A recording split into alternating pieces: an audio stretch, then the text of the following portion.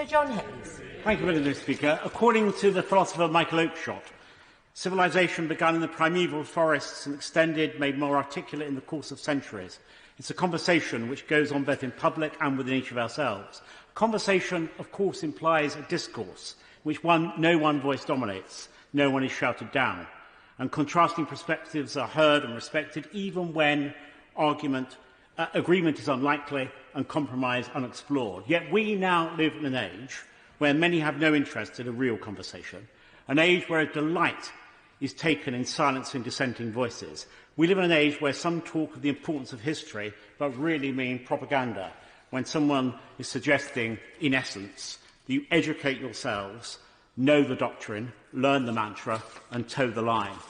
In our brave new world, activist groups vie for attention by shouting ever louder in what can best be described as a competition of victimhood.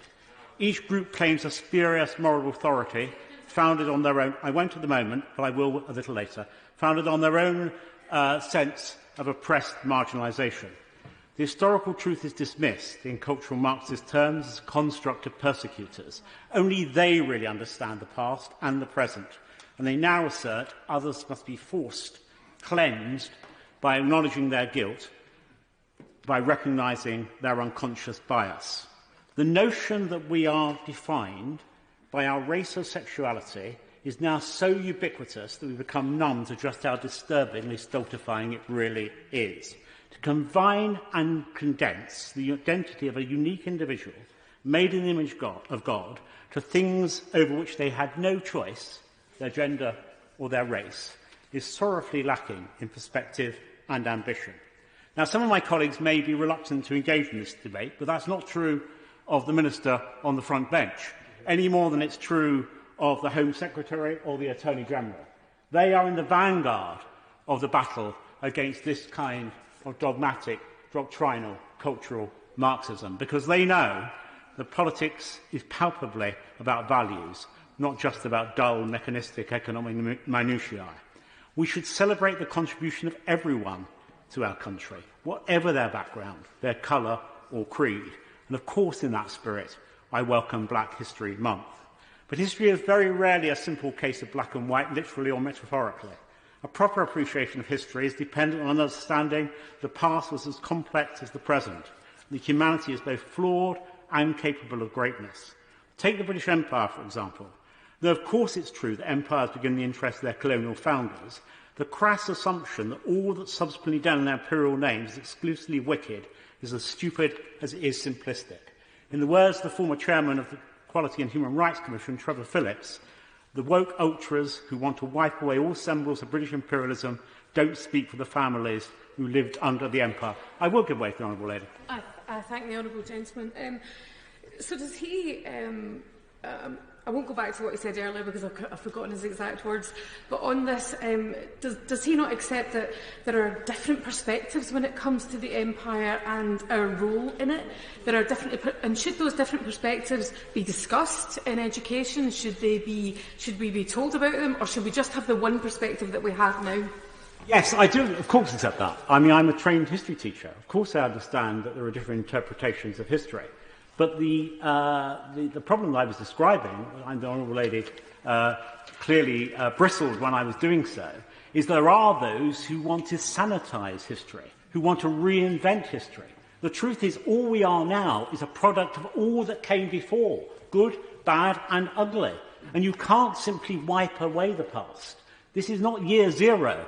And to believe otherwise is frankly Orwellian. No, I won't give way because I know others want to get in, Madam Deputy Speaker, and there are many more contributors. In years gone by, children were taught about figures who unite us, regardless of background or circumstances, in a shared love of the country. From Alfred the Great to Florence Nightingale, from Nelson to Winston Churchill and Edith Scovell. Well, I will briefly give way. If the Honourable, well, because I gave way to the Honourable Lady. What does my friend think about recent attempts to discredit these national heroes? Well, my honourable friend has played a noble role amongst other colleagues in challenging some of those institutions that have bought exactly the cultural Marxist agenda that I described. And I'm thinking in particular of the work that he and I and others have done in ensuring that the good name of Sir Winston Churchill and Horatio Nelson are not besmirched.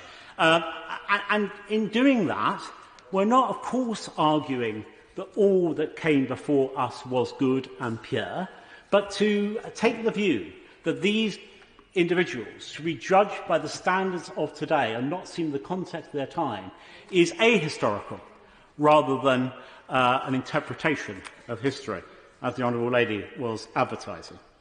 Their stories are not based on the advancement of the interests of a few, of a small subsection of society.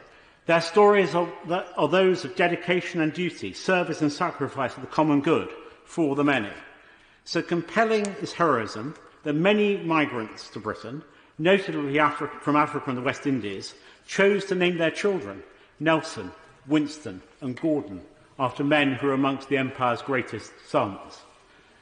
Yet now, those culture warriors are determined by reinventing the past to dictate the future under their heel. History must be rewritten and the very concept of heroism obliterated. Well, it's time for patriots in this country, black and white, regardless of their origins, to fight back, to reclaim heroism, patriotism and history from those who seek to distort and demean all that's gone by in the pursuit of political ideology.